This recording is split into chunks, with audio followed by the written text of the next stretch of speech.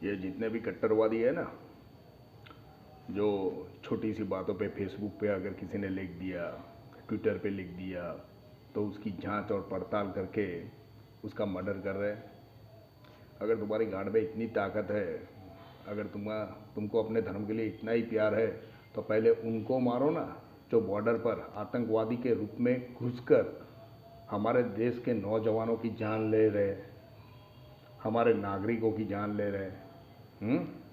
और उनकी वजह से किसका धर्म बदनाम है वो भी आपको पता होगा, तो पहले उनकी जान लो, समझे? ये मत करो ये सब, ये अच्छा नहीं लगता है।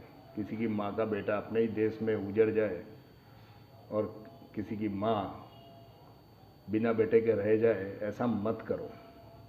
ये अच्छी बात नहीं है। अगर तुम्हारे में उतनी ही ताकत है तो पहले उन लोगों की जान लो जो देश की बॉर्डर में घुसकर निर्दोष नागरिकों की जान लेते हैं, और ऐसे सैनिकों की जान लेते हैं कि जो सैनिक हिंदू भी है, मुसलमान भी है। पता होगा कश्मीर में कि मुसलमान फौजी को किस तरह से किडनैप करके उसको गोली मार दी गई। फिर भी आप सब लोग ये नहीं करते।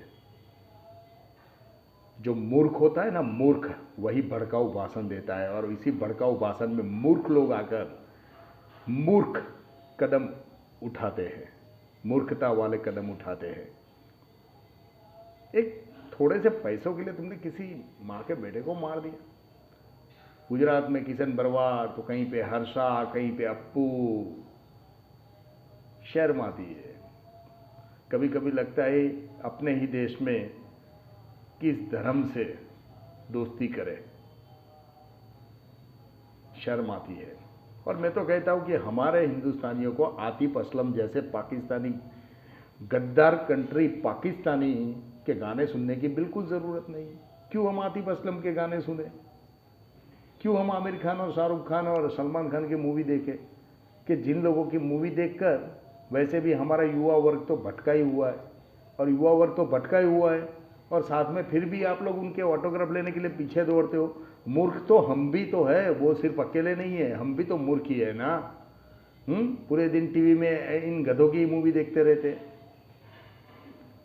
अरे शर्म करो। वो लोग कुछ भी नहीं बोल रहे हमारे हर्षा के बारे में या किशन बरवाड़ के बारे में, कुछ भी नहीं बोल रहे कि जो निर्दोष लोगों की जान ले रहे हो वो उनके समर्थन में आ सकते हैं शायद। आमिर खान को इस देश में रहने से डर लगता है। कभी नसरुद्दीन शाह को ये लगता है कि बोले इस देश में बड़े खतरा है, हम लोगों को खतरा है, हम इस देश में नहीं रह सकते। आप सोचो ये सब कौन करवा रहा है? लोग कहते हैं कि इसके पीछे राजनीति है। अरे राजनीति गई बाढ़ में, लेकिन सबसे पहले ये मूर्ख लोगों की एक जमात है कि जो ये सब काम कर रही है, और वो इस्लाम धर्म को भी बदनाम कर रही है, हिंदू धर्म को भी बदनाम कर रही है। तो मैं तो कहता हूँ इस्लाम धर्म के उन अच्छे उलेमाओं को सामने आना चाहिए और कहना चाहिए कि ये सब मत करो। फेसबुक, ट्विटर, व्हाट्सएप, ये सब है ना, ये सब सिर्फ एक खिलौने की चीज़ है। इस पर उतना ध्यान देने की ज़रूरत नहीं है। थोड़ा सोचो समझो, और आने वाले पीढ़ी को कुछ अच्छा देंगे तो अच्छा होगा।